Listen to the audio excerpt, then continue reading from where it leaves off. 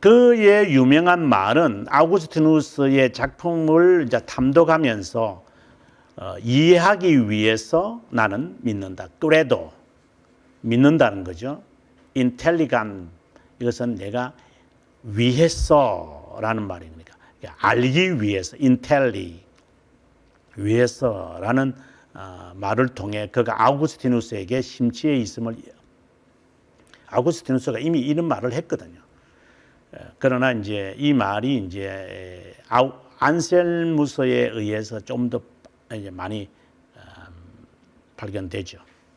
자, 그가 말했던 이해하기 위해 나는 믿는다라는 말씀을 좀 더 이제 설명을 제가 이제 하게 되어지는데, 뭐 다른 설명보다도 그의 직접적인 그의 책을 제가 여기에 번역한 게 있어요. 그걸 보면 아마 여러분들이 좋을 텐데, 요것도 한번 읽어볼 필요가 있겠네요. 요것도 한번 제가 설명해 놓은 요것도 한번 읽어보고, 교부들은 신앙을 가지고 있는 자들의 완악한 마음을 부드럽게 하려고 논쟁할 뿐만 아니라 이미 신앙으로 무장된 사람들과 신앙의 기쁨 속에 살아가는 사람들을 성장시키기 위해 작품을 썼다. 이처럼 이성을 가지고 신앙을 이해할 수 있다는 것은 교부들의 사상들을 더욱 잘 파악하려고 하는 것. 이게 스콜라주의죠. 요거 스콜라주의를 말하. 언제나 이성은 진리에 굴복해야 된다. 진리는 하나님께 속했고 이성은 인간에게 속한 것이다. 이것은 하나님의, 이성은 우리에게. 단지 이성은 진리를 이해하는 데 도움이 된다고 했다. 뭐 이런 이야기는 그 위에서 이야기해 왔던 그 순교자 유스티누스, 최초의 신학자라고 말하는 순교자 유스티누스에게서 이미 철학과 이제 신앙을 컴비네이션을 만들어서 이제 신학을 우리에게 이제 전달해 주는 유스티누스에게서 우리가 볼 수 있겠죠.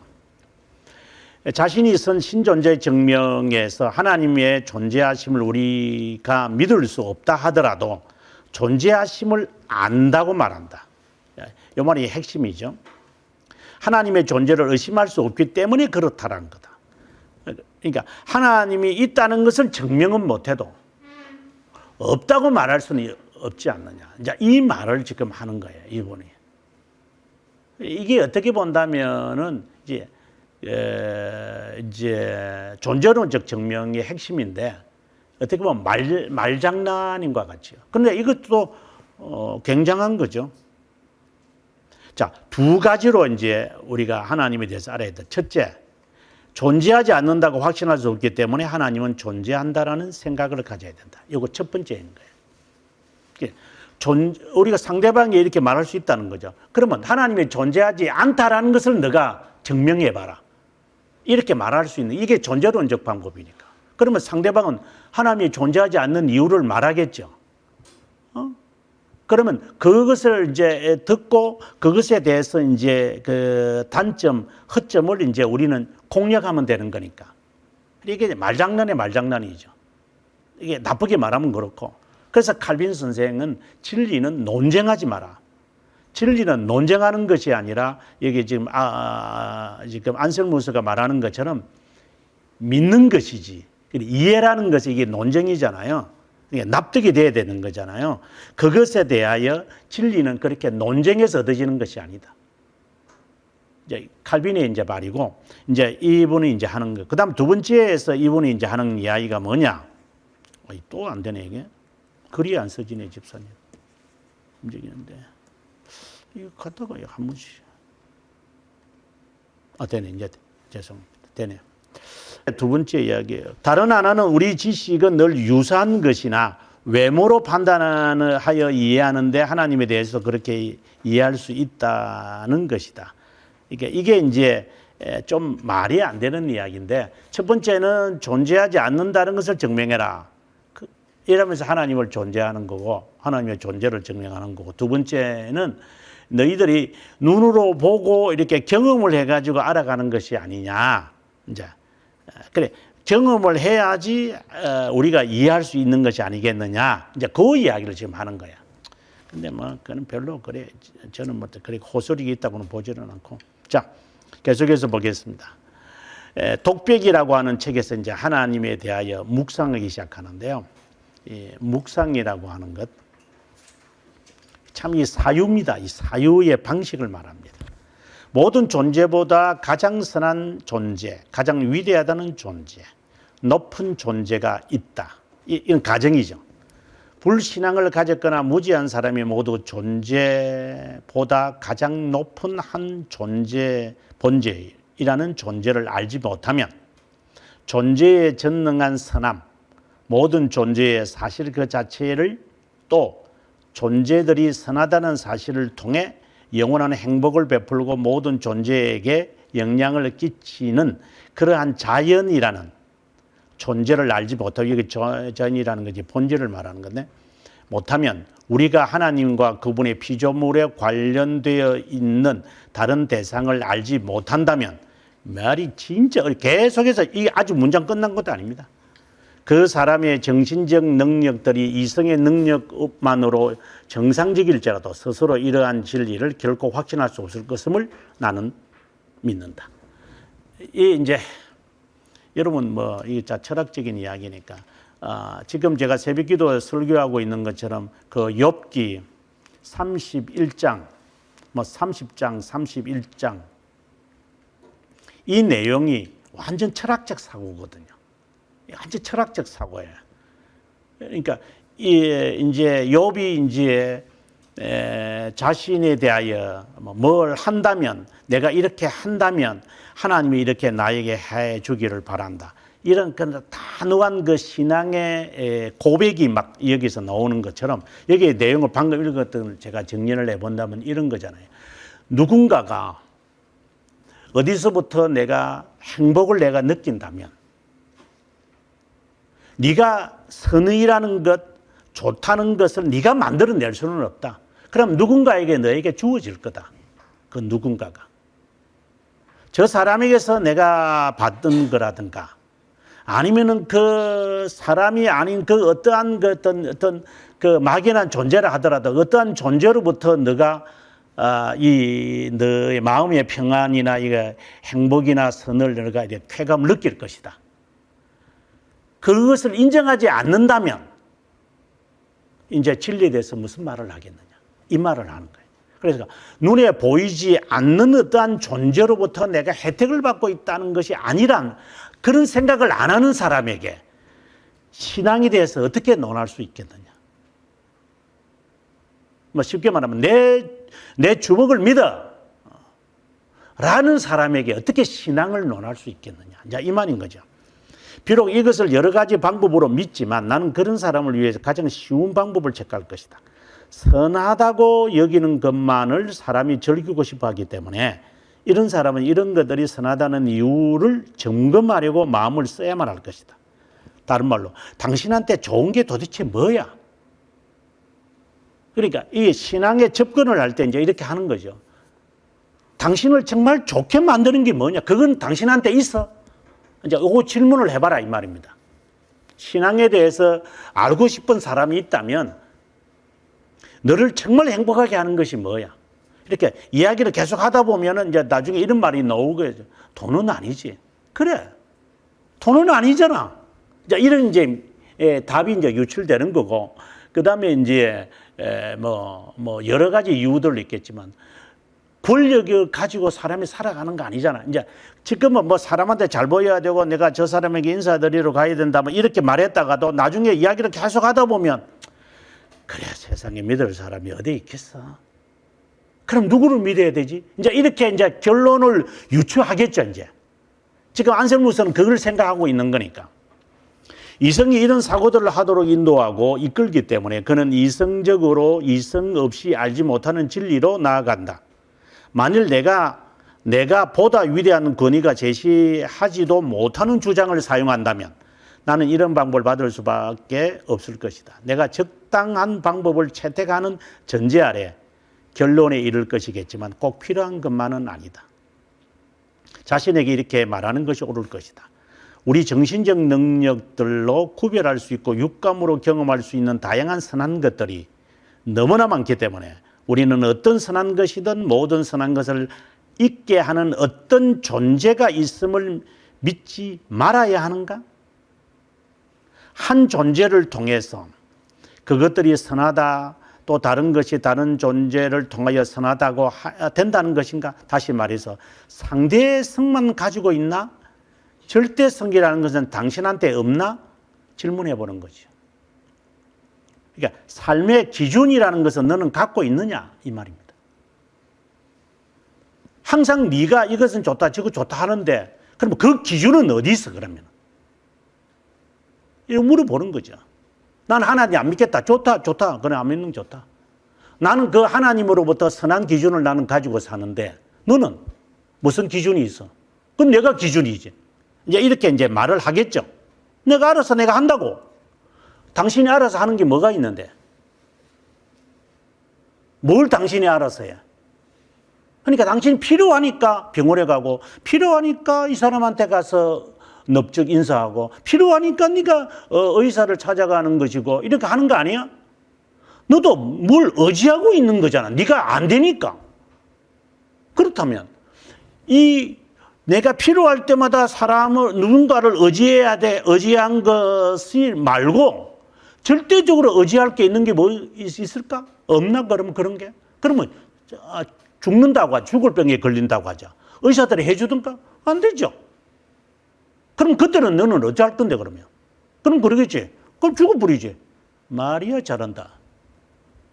그럼 말도 안 되는 이야기를 하는 거죠. 그러니까 결국은 나는 절대적인 존재를 인정하지 않고 나는 내가 신이야 이 말이죠. 무신론이라는 거죠.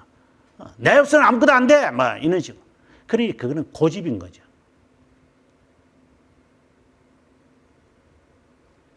서로 비교된다면 때때로 선하다고 불리겠지만 한 존재에 의해 하나를 다른 존재에 의해 다른 것을 인식할 수 있는 것으로 모든 선한 것을 동등하게 불균형하게 증명할 수 있을 것이다. 말이 강하기 때문에 선하다고 하자. 빠르기 때문에 선하다고 하자. 좋다는 말이죠. 강하기 때문에 좋고 빠르기 때문에 좋다고 여기지만 빠름과 강함이 동일한가? 앞서 제가 말한 것처럼 내 필요에 의해서 나는 의사도 나 필요에 의해서 이 직장을 이렇게 한다고 하자. 그럼 두 개가 다 좋은 거냐 너에게? 정말 좋은 게 뭐냐 너는? 정말 좋은 것이 뭐냐? 어느 게 선한 것이냐? 빠르기 때문에 좋은 것이냐? 힘이 있어서 좋은 것이냐? 다 네가 좋다는데 도대체 계속해서 네가 좋은 것만 너는 다 택하겠다는 거냐? 이제 이런 식으로 이제 이분이 이제 접근해 가는 겁니다. 대단한 그 논리적 접근이라고 저는 봅니다. 그 다음에 이제 설명에 이제 결론은 이제 이렇게 내립니다. 다른 모든 선이 스스로의 존재보다도 다른 존재에 의해 선하다는 것을 이해했을 것이다. 그러니까 뭔가가 좋다라고 하는 것, 선하다라고 하는 것 뭔가가 있을 것이다. 가정을 해야 되지 않느냐. 이런 존재만이 스스로 선하다고 할 수 있다. 이것만이 최상의 선이고 그것만이 선하다고 할 수 있다. 다른 존재들을 능가하는 최상의 어떤 존재가 있을 것이다. 그래, 절대성을 지금 이야기하려고 하는 것이죠. 최상의 선은 최상의 위대합니다. 최상의 선한 존재의 최상의 위대한 존재는 모든 존재보다 가장 높은 존재이다. 이 절대자를 너는 인정하겠느냐? 그래, 결국은 절대자냐? 상대성이냐? 이제 여기서 이거는 신앙인들에게도 물어봐도 돼요. 도대체 당신은 절대적 기준을 가지고 삽니까? 이 절대적 기준이 없는 사람과 대화는 안 되죠. 계속 바뀔 거니까 이게. 그러니까 지가 좋아하는 것만 계속 선택할 거잖아요. 그래 이게 대화가 안 돼요. 이게 대화가 안 되는 거예요. 신앙인들은 똑같은 거예요. 그 다음에 신존재 증명에 가서 이것을 우리는 존재적이라고 말한다. 제가 신존재 증명을 몇 가지를 말했잖아요. 첫 번째, 존재론적 방법. 두 번째, 도덕론적 방법. 그 다음에 세 번째, 어디 갔지? 우주론적 방법. 네 번째, 목적론적 방법. 자, 이런 네 가지 방법이 있다라고 제가 처음에 여러분에게 말씀을 드렸습니다. 그러면 존재론적 방법이라는 것이 무엇인가? 이거는 이제 방금 독백에서 이제 말한 것처럼 이제 이분이 어떻게 신을 증명하는 거 봅시다. 앞서는 이제 독백을 하면서 당신에게는 절대성이 있느냐, 상대적이 있느냐, 그걸 이제 집중했다면, 자, 그러면 절대성이 있다라는 것을 너가 인정을 하겠지. 그럼 그분에 대해서 이제부터 나와 사유를 하자. 이라는 거죠. 자, 이번에 하는 말이 굉장히 중요합니다. 볼까요? 하나님은 가장 위대한 분이라고 생각하는 분보다 더 위대한 분이다. 하나님이라는 단어가 하나님이 존재하지 않는다고 생각할 수 있는 의미는 없다. 그러니까 너가 가장 위대한 분이라고 생각하는 분이 있을 것이다. 근데 그분보다 더 위대한 분이다. 그분은. 왜 그럴까? 자, 내가 위대하다고 생각하는 분보다 더 위대한 분이 있다는 생각을 왜 해야 되는가? 내가 생각하고 있는 위대한 분과 내가 생각하고 있는 위대한 분보다 더 위대한 분이 있다는 것을 전제를 해라 이 말입니다. 너가 위대하다고 생각하는 사람이 있다면 이미 그거는 위대한 게 아니야. 네 머릿속에 있는 건데. 그러면 너 머릿속에서 위대하다고 생각하시는 그 어떤 그 절대적 존재가 당신 밖에 있어야 되지 않는가? 그림을 그리는 사람이 자기가 머릿속에 있는 걸 그리잖아요. 자기 머릿속에 없는 걸 그릴 수 없죠. 그는 낙서겠지만. 모든 것은 자기 머릿속에 있는 걸 끄집어내요. 그러면 내 머릿속에 있는 이것이라는 것은 그림에도 여러 종류들이 많고 여러 종파들이 있는데 자기는 정비라만 계속 하는 사람, 자기는 그 인상파만 계속 하는 사람, 어떤 사람은 계속 추상화만 하는, 그러면 그것만 할 거예요, 그 사람은. 근데 이걸 전체를 다 잘하는 사람은 거의 없어요. 자기가 좋아하는 그것만 해요. 그러면 그것은 지 머리 구조가 그거예요, 그냥. 피카소는 지 머릿속에 추상화밖에 그런 거밖에 정확하게 정밀하게 그런 걸 그 사람은 따분해서 안 그릴 거예요. 그럼 머릿속에 이 사람은 뭔가를 보면은 이미 이 사람은 추상적으로 생각하는 구조가 되어 버리고 있는 거예요, 이 사람은. 모든 포괄적인 것이 아니죠. 그게 인간의 한계인 거죠. 바로 그처럼 이제 이 안셀무스가 그 말을 하는 거예요. 자, 그림을 그리는 화가를 예를 들어보자. 이미 마음속에 있는 거 뭔가를 있기 때문에 그걸 그리고 있는 거 아닌가? 마음에 있다라고는 존재 밖에 있는 존재보다 선행하고 있다. 미리 존재하고 있다는 거다. 마음 밖에 있는 존재가 마음 안에 있는 존재와 다르게 있다 이 말이야. 내가 생각하고 있다라고 하는 절대적 존재, 그 존재와 내 상상과 사유의 밖에 있는 어떤 존재는 서로 다른 거다. 화가는 자신의 마음에 있는 것을 화폭을 담는 것이다. 그러면 마음과 화폭 두 가지가 존재한다고 말할 수 있다. 아, 이거 한번 그려볼까? 아, 이런 그리도 좋겠는데. 근데 해보니까 안 되죠. 그래, 안 되는 거예요. 그러면 정말 그리고 싶어 하는 정말 내 재능이 안 되는, 재능으로 그리는 추상. 그리고 내가 인상파처럼 그리지 못하는, 생각은 하고 있지만 저 사람은 보는 것마다 인상적인데 근데 나는 보는 것마다 추상적이고. 그러면 두 존재가 있는 것이 아니냐. 그걸 인정해야 되지 않느냐 이 말입니다. 어리석은 사람은 하나님이 단지 마음속에만 존재한다. 그래서 이해한다고 말하겠죠. 머릿속에 있어야 이해하는 거니까.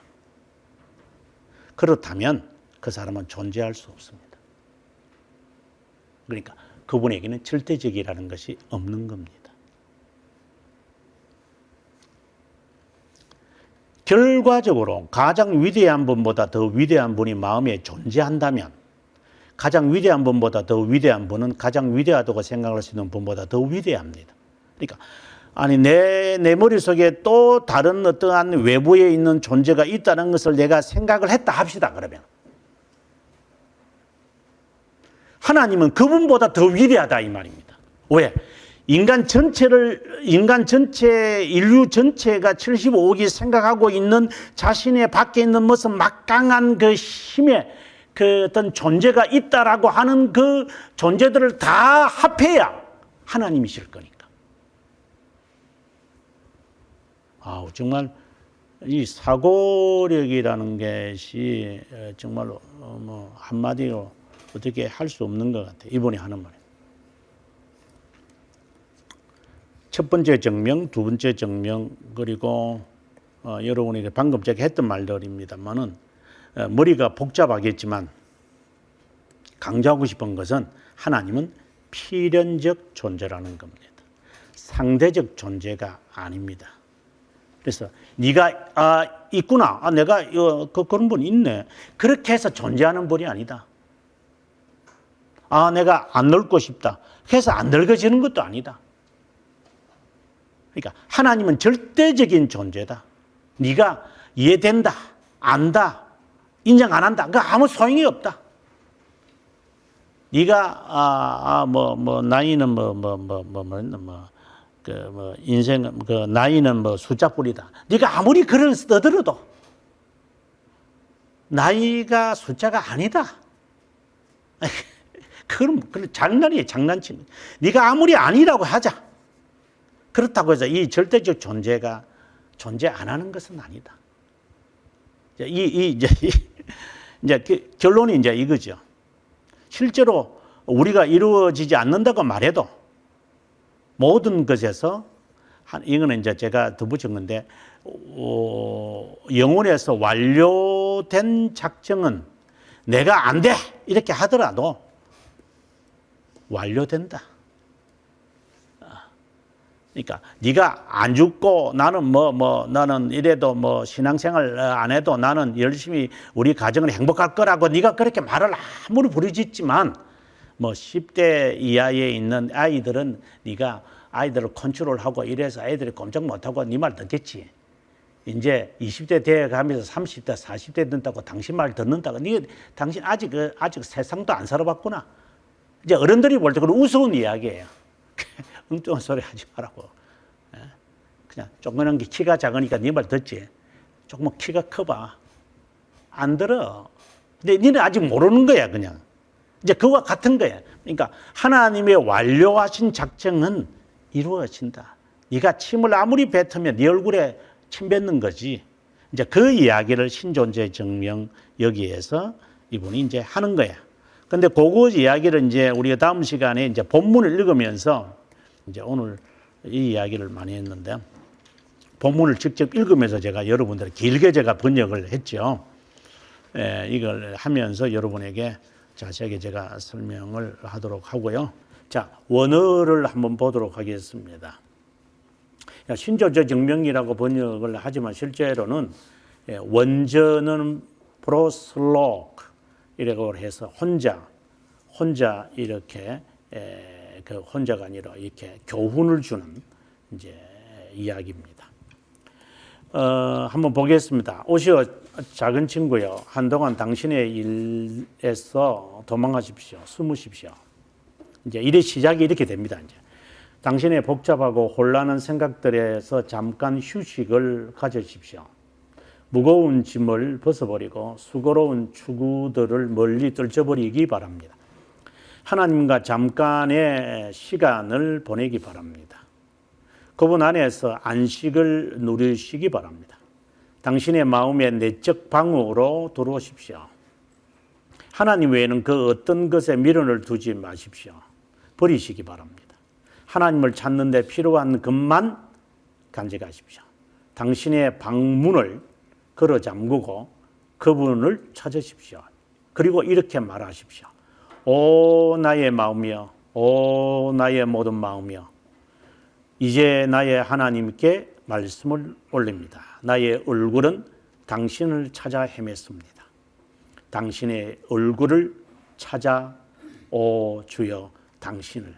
마치 그 고백서에 나오는 고백록이라 그러죠. 고백록에 나오는 어거스틴의 그 고민의 한 부분을 볼 수 있습니다. 안셀무스가 그 아우구스티누스의 아주 절대적 신봉가거든요. 당신의 빛을 멀리서부터 깊은 곳에서라도 바라볼 수 있습니다. 마치 태양이라고 생각이 드는 거지요. 태양처럼.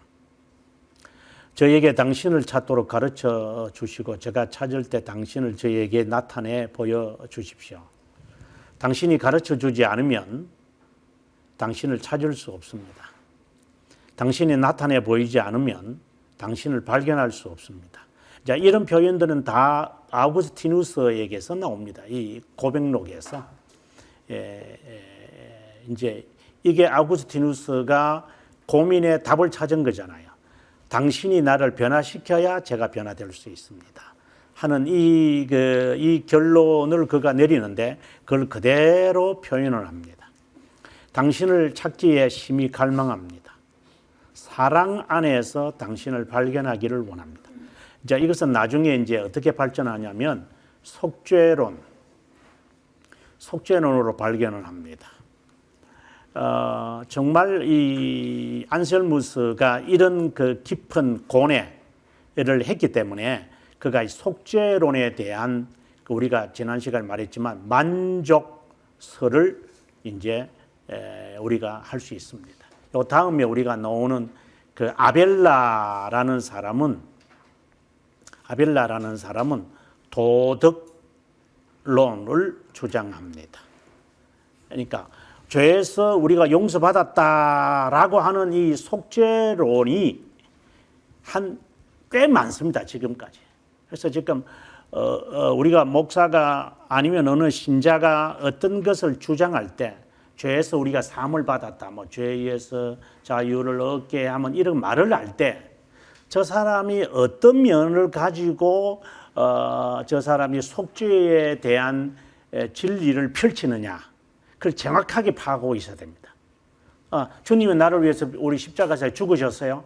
그거는 앵무새도 합니다.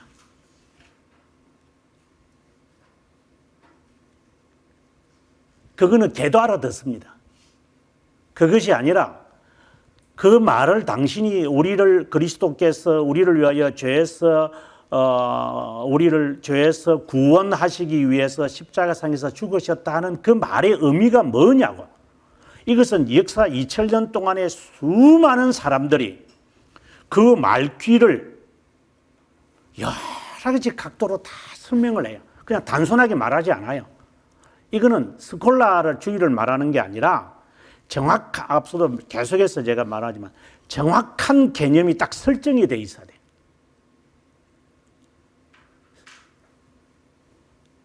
그래서 속죄론에 있어서 만족설을 주장한다, 도덕론을 주장한다. 이제 좀 있으면 이제 그 속전론이라는 것도 나올 거예요. 속죄론, 우리가 랜섬이라 그러잖아요. 랜섬. 이런 그 개념, 어떤 개념을 가지고 이 사람이 성경에 나타난 표현들을 읽고 특별히 목사가 설교하느냐는지. 그럼 적용이 완전히 달라져요. 그래서 이 기준이 매우 중요한 거예요. 이게 기준이. 그래서 우리가 그 첫 번째 속죄론에 관해서 가장 우리들에게 정통으로 알려져 있는 게 이분인데, 이분이 지금 하는 말이에요. 사랑 안에서 당신을 발견해 달라 하는 이 사랑 안에서 당신을 발견하기를 원합니다. 아주 평범한 말인데 이분의 머릿속에는 이것이 다 계산되어 있는 게 지금요. 주여 당신의 형상으로 저를 창조하셨음을 깨닫게 하셔서 진심으로 감사드립니다. 당신을 마음에 새기게 하시고 당신을 알게 하시고 당신을 사랑하게 하십시오. 그 형상으로 사악한 모든 것을 불태우십시오. 잘못을 행하고 있는 것을 연기로 감추셔서 저를 새롭게 하옵소서.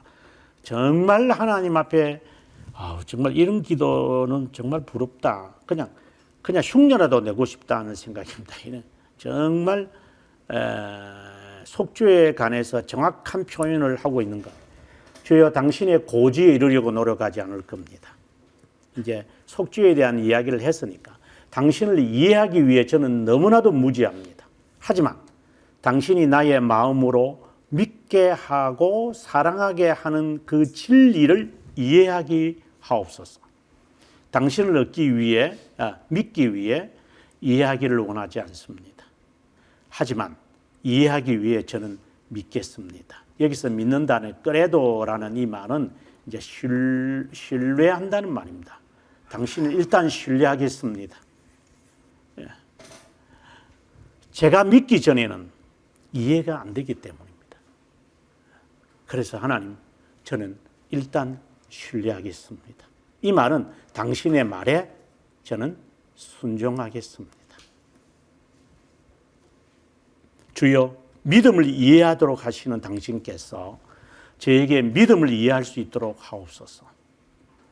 우리가 믿는 당신을 이해하도록, 당신은 우리가 믿는 분이십니다. 당신은 우리가 생각할 수 있는 가장 위대한 분보다 훨씬 더 위대한 분이십니다. 어리석은 자는 마음에 이르기를 하나님이 어디 있느냐 합니다. 어리석은 자라도 제가 말하는 존재에 관해 듣게 되면 생각할 수 있는 가장 위대한 분보다 훨씬 위대한 분, 그가 듣거나 이해하는 것이 자신이 이해 가운데 있음을 이해하게 됩니다. 하지만 어리석은 자는 존재의 있음을 이해하지 못합니다. 그러니까 위대한 존재가 있다라고 하는 이 great being이 있다고 인정하지 않습니다. 왜? 지가 크니까. 지가 위대한 자니까. 내 주먹을 믿으라 그래요. 이제 이런 사람이니까 벌써 그 이상 무슨 말을 하겠어요. 한 대상이 이해 가운데 있다는 것을 하나 생각할 수 있습니다. 한 화가가 하면서 지난 시간에 제가 좀 읽은 내용이라고 생각이 되는데 쭉 제가 중요하다고 생각하는 부분을 여러분에게 제가 읽었습니다. 이게 참 이런 표현들은 제가 지난번에 한번 비판하는 이야기지만 이 영성 신학의 그 요한의 클루즈라든가, 그러니까 십자가의 요한이라든가, 그리고 뭐 그 멜톤이라든가 헨리 나우엔이라든가 이런 애들이 그 걸쭉걸쭉한 이런 조잡한, 진짜 조잡한 글들을 읽고 목사라는 놈들이 그 영성신학을 헷갈리는 것을 제가 볼 때에 니 차라리 목사 되지 말고 그냥 입 닥치고 있어라. 그냥 그게 차라리 편할 건데, 정말 이런 것들은 불후의 명작들입니다. 우리가 이해하든 이해 안 하든지 간에 이렇게 하나님을 고민할 수 있을까? 이런 고민들은 나중에 이제 그 테레사가 이미 죽었습니다만은 그 마들 테레사가 가장 존경했던 사람 가운데 랭킹 5위 안에 들어가는 사람 한 분이 안셀무스입니다. 안셀무스의 특별히 이 신존재 증명을 읽으면서 그는 자기 자신을 가다듬은 여성입니다. 영성을 하려면 제대로 하든가, 영성에 정말 제대로 해야 됩니다. 2000년의 교회 역사에서 가장 정통 있고 가장 영향력 있는 책들은 다 팽개지고 어디 동성연애 하는 놈들이 써놓은 걸쭉걸쭉한 글을 인해 어느 놈들이 번역을 해가지고 어느 놈들이 읽어가지고 어느 놈들에게 말하는지 모르겠지만 정말 조심해야 됩니다.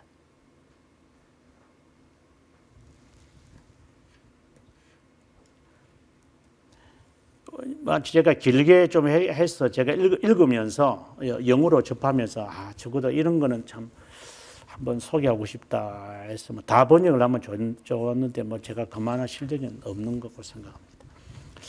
그 다음에 우리가 봐야 하는 것은 이제 요셀리누스라는 사람인데, 안셀무스와 로셀리누스의 이 삼일체 논쟁은 참 그렇게 중요하다는 것이 아니라 여기서 중요한 것은 유명론 입장이고 실제론 입장을 대변하기 때문입니다. 로셀리누스의 이제 후계자가 이제 나중에 이제 우리가 잘 아는 이 아벨라가 등장을 합니다. 오늘 이제 아벨라까지 아마 다 가지는 못해도 아마 아벨라를 이야기하게 됐겠는데, 그래서 실제론이 뭐다, 유명론이 뭐다라는 것은 이제 보편과 관련되어 있는 거잖아요. 보편. 이제 하나님이 실제로 간단하게 말하면 하나님이 실제로 존재하느다, 아니다, 하나님은 존재하지 않는데 우리가 그냥 말을 만든 거다. 이제 이렇게 말하면 유명론이고, 요 두 견해를 가지고 삼위일체에 관해서 이제 발전시켜 나가는데, 이 로세니누스와 아벨라와 이렇게 가면 이거는 자유신앙으로 가는 거예요. 자유신학자들로 가는 거고, 이 안셀무스와 실제론 쪽으로 가면 이제 우리가 뭐 정통이라고는 좀 그렇고 좀 이제 보수성이 좀 있는 사람들 쪽으로 이제 기울어지는 이제 그렇게 되겠습니다. 로셀루누스와 아벨라는 조금 성격이 다르지만 어쨌든 유명론이라면은 아벨라, 그 다음에 그의 서성이었던 로셀루누스 이렇게 이제 말을 하면 좋겠습니다. 이제 안셀무스의 실제론과는 반대로 유명론을 만든 사람이다. 그는 삼신, 새 존재, 새 하나님을 말한다. 그래서 삼신론이라고 정죄를 받아서 돌에 맞아 죽게 되었다. 그때 당시에 그랬다 이 말입니다. 자신의 교리를 철회하는 바람에 돌에 죽게 되었으나 철회하는 바람에 영국으로 도망을 갔다. 이제 여기에 상당히 흥미있는데 영국으로 도망을 가요. 여러분 나중에 이제 우리가 종교개혁 시대에 오면은 그 르네상스 시대에 이제 교황제도가 이제 무너뜨리게 될 때 유명한 두 명의 유명론자가 있죠. 이 두 사람이 다 영국 사람들이에요. 그 한 사람은 스코투스고 그 한 사람은 윌리엄이죠. 오캄이 윌리엄이다. 이렇게 이제 보통 우리 오캄이 윌리엄이다 이러는데 이 두 사람이 다 영국 사람이에요. 그러면 여러분들 감이 와야 되죠. 아하, 이 로셀루누스와 같은 사람이 영국으로 12세기에 가서 이제 자신의 사상을 거기에 펼치는 거구나. 이렇게 생각하시면 그래서 이런 사람들이 등장을 해서 유명론을 주장하게 되어지는구나. 이제 이렇게 하면 그것은 틀린 게 아니에요. 그건 실제로 그래요. 교회 정통교리를 따르기로 약속을 하고 다시 프랑스로 돌아왔다. 22년에 세상을 떠난 것으로 하지만 아벨라에게 전수하게 되어진다. 삼신론이라는 것은 여러분께서 아시지만은 여기 보면은 12세기 로셀리누스의 또 프란체스코의 영성파라는 사람도 있어. 요아킴파라고 그러는데 이단자들에게 드러난다. 현재 와서는 몰몬교. 우주에 여러 하나님이 있지만 그 중에 한 분에게만 경배하고 헌신해야 한다고. 그리고 성부는 이 세상으로 자신과 함께 아내들 중에 하나를 취해 다른 세상의 사람이 되었다고 한다. 이 말도 안 되는 이야기들인데 성자는 둘째 하나님으로 성부와 그의 아내 사이에 태어난 분이라고 한다. 세 번째는 성령은 세 번째 하나님이다. 몰몬교는 삼신론을 강조하는 다신론파다. 로셀루누스는 새 하나님이라고 말한다. 성자만 성육신한 게 아니라 삼위 모두가 인성에 연합되었다고 말한다. 이런 견해는 이제 로세니누스와 이거는 이제 영어적 표현이고요. 그의 서성은 랑포랑의 분노를 일으키기에 충분했다. 삼위 하나님은 한 본질, 동일 본질 안에 있는 분이다. 논쟁에 들어가기 전에 안셀무스는 삼일체론을 이성으로 온전히 이해할 수 없기에 오해를 불러일으킬 수 있음을 상기시킨다. 설명에 있어 만용을 금한다. 설명, 이해가 아니라 제가 늘 잘 쓰는 말이죠. 이해가 불가능하다고 해서 이성을 무시해서는 안 된다. 설명은 할 수 있어야 된다. 진리에 따라 살아가는 것이야말로 삼일체론을 이해하는 첩경이라고 본다. 저는 처음에 이제 삼일체론을 이제 이렇게 강의하면서 항상 의문을 가졌던 질문이 있어요. 이것이 우리의 삶에 어떻게 적용을 할 수 있을까? 이 적용 부분이었어요. 저도 삼일체 그래 뭐 설명을 하겠는데 이것이 내 삶에 어떻게 적용이 되는 건가? 그렇게 이게 중요하다면 내 삶에는 어떻게 적용이 되고 실제 삶에서 어떻게 드러나는 것인가? 이것이 저에게는 아주 그 삼일체를 설명을 하면서 비판하면서 제가 가졌던 그 궁극적인 질문이에요. 이제 지금에 와서는 오늘이 아니라 지금의 이제 숱한 이제 벌써 신학을 가르치는 것도 벌써 이제 한 20년이 지났으니까 20년이 훨씬 지났으니까 이제는 이제 어느 정도의 이 확신을 이제 갖게 되어졌죠. 삼일체론이 우리의 삶에 어떻게 적용을 해서 삶에 어떻게 이것이 드러날 거다라는 것이 이제 정리가 됐지만 매우 이게 이 정리하는 것이 시간이 오래 걸렸어요.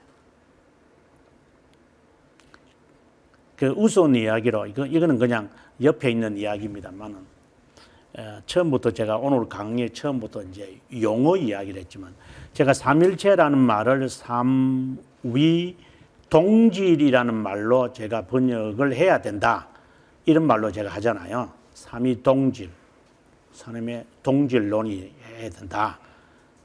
근데 이제 여러분 저도 그렇게 그냥 쓰고 있었지만 우리가 화채설이라는 것이 있잖아요. 화채론, 화채설. 이게 로만 가톨릭이 주장하는 그 성찬론이죠. 근데 이 말이 틀린 말이잖아요. 정말 선배들한테 정말 도대체 누가 이렇게 했는지 모르겠어요. 이게 뭔지 모르겠어요, 이게. 이거 한자로 쓰면은 이거잖아요. 화채. 이거 어디 수박을 화채로 먹는 건가? 저는 처음에 그런 줄 알았어요. 근데 그 중국 사람들은 한자를 쓰니까 중국 사이트에 한번 가보세요. 중국 사람들이 제가 이제 그 중국에 가서 강의할 때 화채설을 하세요 이러면 이 사람들이 그게 뭔 말인지 그래서 아니 내가 지금 한자를 말하는데 당신들이 뭐라도 못 잡느냐 하니까 그건 한자가 아니래요. 근데 왜 우리는 한자를 이거 쓰지? 참. 이제 그냥 이제 영어 하니까 이제 substantiation이잖아요. 그래서 영어로 썼죠. 이거 뭐로 뜻이냐? 이게 당신 중국말로 말해봐라. 이러니까 이 사람들이 그는 변질론이잖아.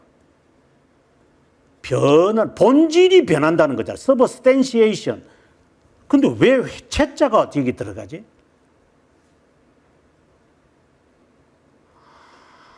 정말 도대체 그 다음에 말을 하기 싫지만 이 말도 안 되는 거예요.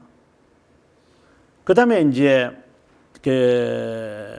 삼위 동질도 마찬가지. 저는 이렇게 쓰지만 그 다음에 이제 이거 비슷하게 또 나오는 게 뭐냐면은 공존설이라는 게 있잖아요. 공존설, 공제설.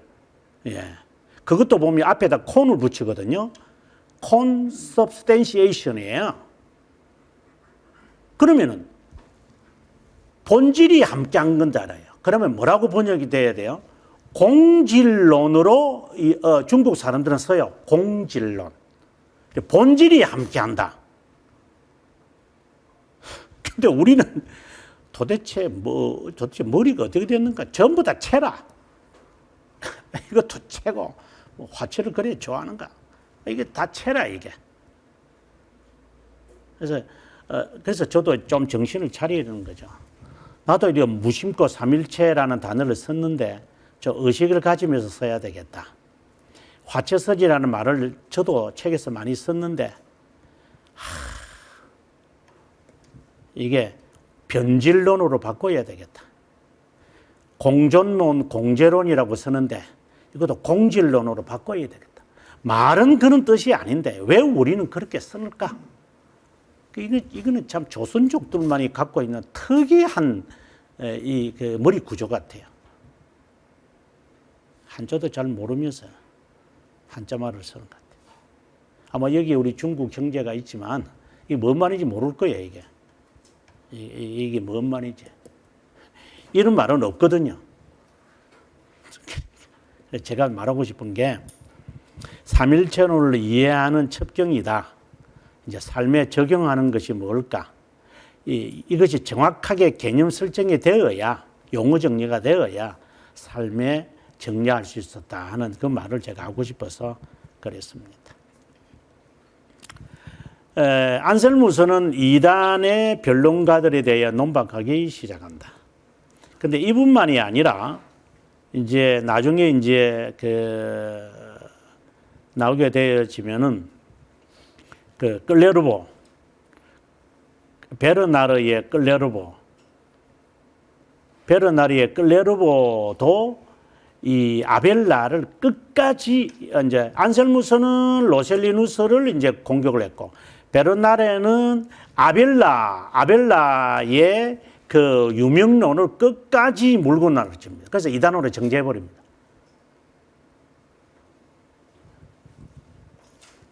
이것은 읽어보면 우리가 이해할 수 있는 것이라고 봅니다. 안셀무스는 삼위는 독립적으로 실제로 존재하는 분이지 이름만이 아니다. 그의 견해는 실제론이라고 부른다. 삼위에 관한 설명에 대해 많은 페이지를 안셀무스는 할애하지는 않는다. 아우구스티누스, 아까 제가 아우구스티누스 신봉가라고 했는데 그의 설명보다도 로셀리누스를 논박하는 것에 치중되어 있으니까 설명을 조금 자제하고 공격하는 일에 좀 더 있다라고 봅니다. 자, 그 다음에 이제 왜 하나님이 인간이 되시는가? 이거는 오늘 우리가 공부하는 데 있어서 아주 중요한 내용입니다. 속죄론, 앞서도 제가 속죄론에 대한 이야기를 했는데 지금 우리가 만족설이잖아요. 만족설입니다. 안셀무스가 하는 것은 만족설입니다. 그 다음에 이제 도덕론이라는 것이 있어요. 이제 이것은 이제 아벨라가 하는 말이에요. 그 다음에 대표적인 게 속전설이라 속전설 좋습니다. 이제 이 이야기가 등장할 거예요. 그래서 주로 아마 한국에서 한국만이 아니고 일반적으로 속죄론을 할 때 이런 만족설, 도덕론, 속전론 되게 이제 이렇게 설명을 할 거예요. 그래서 그 배경을 우리가 한번 보시면 좋겠습니다. 일반적으로 우리가 만족설을 정통으로 일단 보는데, 그러나 이제 여기에서 제가 여러분에게 좀 주의시키는 것은 이런 만족설이라는 것에 좀 하나를 좀 더 붙이면 좋겠다. 여기 만족설에. 그래서 제가 이제 두 가지로 이제 말했죠. 하이델베르그 교리문답 이제 37문 제가 해석을 제가 주석을 하면서 하나님의 정의에서 본 그리고 하나님의 분노에서 본 이 관점 둘로 봐야 된다. 그래서 만족설이라는 말을 이제 이 두 개념을 가지고 접근해 가라. 그래서 정의에는 처벌이 따라와야 되고 처벌을 위해서 그리스도가 죽으셔서 이제 만족되어졌다. 이제 이런 계통의 개념, 이게 이제 만족설인데 여기에 플러스 하나를 더해야 된다. 그럼 하나님의 분노는 뭐냐? 저주를 받아야 되는데 저주를 받으려면 희생 제물이 돼야 된다. 그것이 죽음이겠죠. 그래서 하나님의 진노는 달래진다. 달래짐 또는 누그러뜨림. 이 두 단어로 이제 하나님의 정의를 만족, 하나님의 분노를 누그러뜨린다. 이 개념으로 만족설이라는 단어에 이것을 갖고 있어야 된다. 이 말인 거예요. 왜 그러느냐? 이제 이거는 이제 제가 설명을 이제 하는 건데 하나님의 정의라고 하는 것은 요 만족설에서 나오는 한 측면이 하나님의 정의, 처벌, 죽음, 만족 진노이라는 것은 하나님의 이 측면에서 그 속죄론을 설명하는 부분이에요. 이게 하는 흐름이에요. 그러면 진노라고 하는 이 단어가 나올 때는 우리가 속죄함을 받는 것을 바라보는 관점으로 이 만족스를 보는 거예요. 그러면 그거는 저주고 희생제물이고 달라진다. 이 희생제물이라는 말이 이제 여러분들 잘 아시지만 속죄제물이 되고 이게 화목제물이 되고 이게 희생제물이 되고 그래서 그리스도가 우리를 위하여 십자가상에서 단번에 자신을 희생제물로 드렸다. 이 말을 우리가 하게 돼요. 본래는 이 말인데 이 말로 해야 되는데 이것을 우리의 입장에서 설명을 하려니까 죽었다라는 말보다는 제사를 드리면서 구약에 있는 성도들이 양이나 염소나 소나 이렇게 비둘기를 죽이면서 하는 이것이 나중에 그리스도가 죽으실 것이라는 것에 대한 생각이니까. 그래서 그걸 이제 어떻게 표현하느냐? 하나님의 정의가 만족된다. 이 개념이 잘 이해가 안 되거든요. 실제로 이해가 잘 안 돼요. 제가 벨기카 16강과 20항에서 자세하게 제가 밝히고 있지만 이해가 안 되기 때문에 이제 성경에 보면 가끔씩 하나님이 화를 내시고 분노하시고 희생제물을 들으시고 하나님이 이제 화 있을진저 막 저주를 내리고 그리고 하나님이 스스로가 즐거워하시고 이건 도대체 이건 또 뭔 말이에요 이게? 아무리 당장 죽인다고 해놓고서는 뭐 그 모세가 기도하니까 뭐 사그러지고 도대체 이건 뭐라고 이걸 하나님이 성격이 저렇게 변덕스러운 거야? 막 이런 그 혼란성이 막 빠지는 거예요. 그래서 죄 용서라고 하는 개념을 이 두 단어로 이 두 개념으로 받아들여서 해야만 한다. 이거는 하나님의 측면에서 보는 것이고 그러니까 영혼의 측면이고 하나님의 진노라는 것은 인간이 겉으로 드러나는 시간 속에서 드러난 그 그리스도의 그 구속 사역을 어떻게 표현하느냐. 인간이 바라볼 때 하나님이 뭐 우리를 다 멸망시킨다 하고 하나님의 스스로가 그래 만족하신다. 이제 그렇게 느껴지는 거죠. 그러나 이거는 절대 변하지 않아요. 이건 안 변해요. 그래서 이러한 것을 이제 시도를 이제 하는 분이 어떻게 보면 이 만족설이 가장 성경적이라고 우리 보통 말해주니까 이제 물론 또 실제로 그렇고 이제 그 이야기를 이제 한번 보도록 하겠습니다. 안셀무서는 우리들에게 보여주는 것이 있는데 신앙을 가진 자들이 자신이 믿고 있는 바를 다시 한번 생각하고 연구하고 이해하게 될 때 은혜는 놀랍게 커진다는 것이다. 그래서 속죄론을 쓰면서 좀 더 저도 이와 같은 입장인데 죄에서 구속했다, 구원했다 이 말이라는 개념이 무엇이냐 그 말을 지금 하는 겁니다. 바로 한마디로 만족설이다.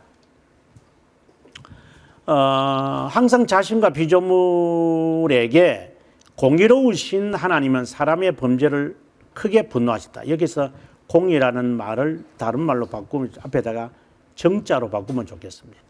정의로운 하나님은 사람의 범죄로 인하여 분노하셨다. 이제 이 두 단어가 이제 벌써 등장을 하지요. 하나님의 정의의 만족, 하나님의 분노의 누그러뜨림 이렇게 나오는 거예요.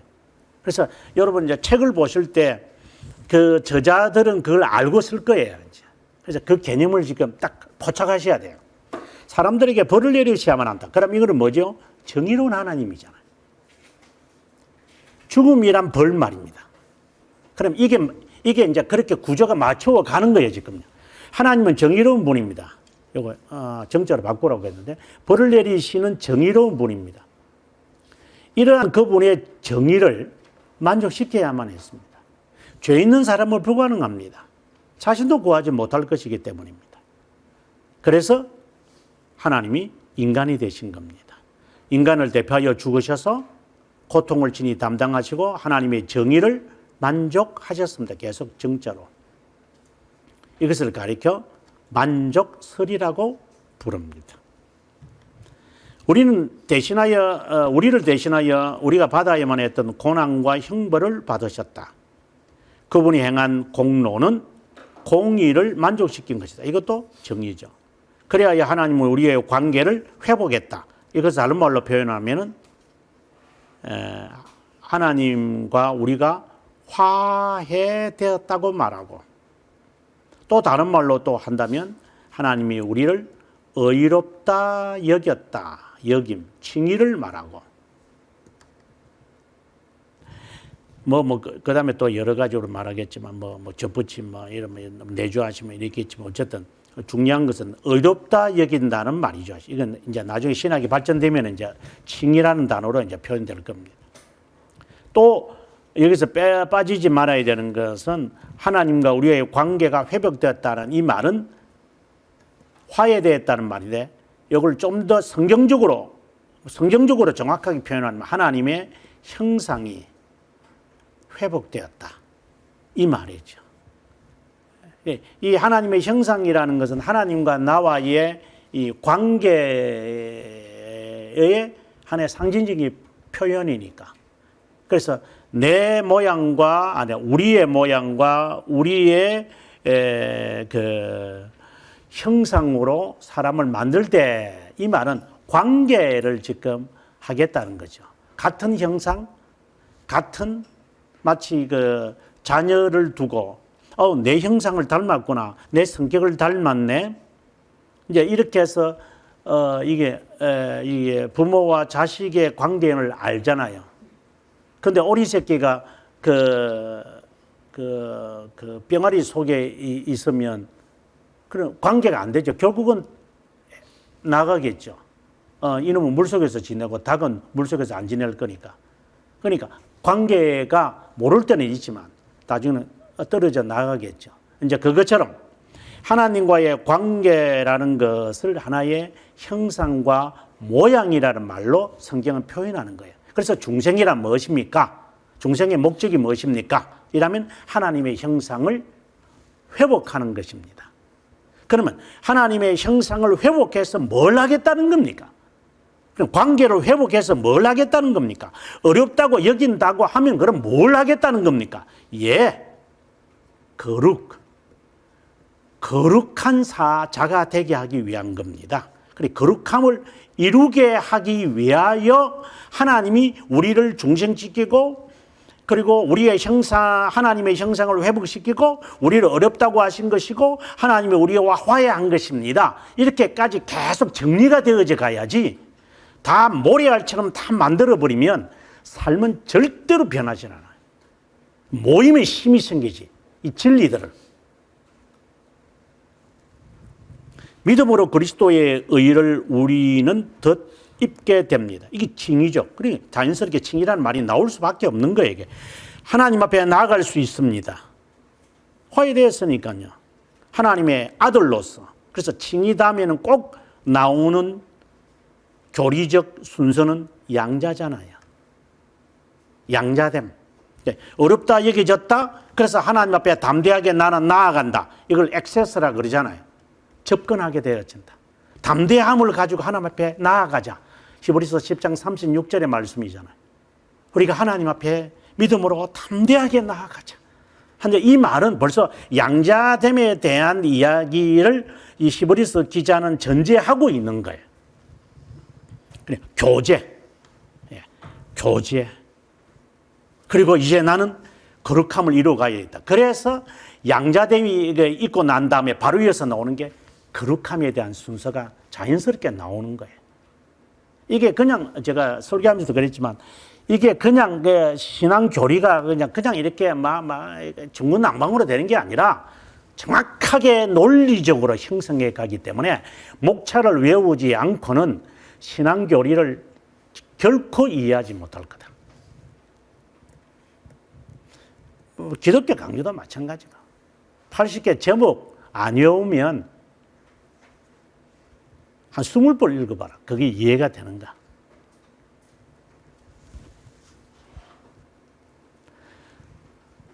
존 스타트가 쓴 이 책은 정말 여러분 정말 좋은 책입니다. 꼭 한번 읽어 책이 있으면 좋고 없으면 사서라도 읽었으면 좋겠습니다. 십자가의 그리스도의 십자가 이 두 사람이 번역되어 해놨는데 뭐 어느 책이든지 관계 없습니다. 그 내용은 이제 이렇게 쭉 여기에 설명되어 있는데 여기에 이제 만족이라는 말이 그리고 만족 이제 이런 이제 그 하나님의 정의 여기에 보면은 여기에 이제 이것도 정자로 바꿔야 되는데 하나님은 정의로우시기 때문에 반드시 뭔가가 처벌을 받아야 된다. 처벌을 안 받고 하나님이 용서해 줄 수는 없다. 이래 하나님은 정의로운 분이니까. 그래야지 하나님은 심판자인 것이다. 그러면 누군가는 죽어야 된다. 대신 이제 그 말을 이제 해내려 갑니다. 계속해서 제가 이제 요 설명을 이제 하는데 좀 제가 다 읽어 드릴 수는 없어서 이걸 한번 읽으면서 하면 또 제가 시간이 넘어갈 것 같아요. 이게 한 문장 제가 읽으면서 그래도 정말 중요하다. 여기 성육신에 대한 이야기를 지금 여기서 하고 있거든요. 이거 하나하나 읽어보시면 정말 이것만 가지고도 강의를 할 만한 그런 책들이죠.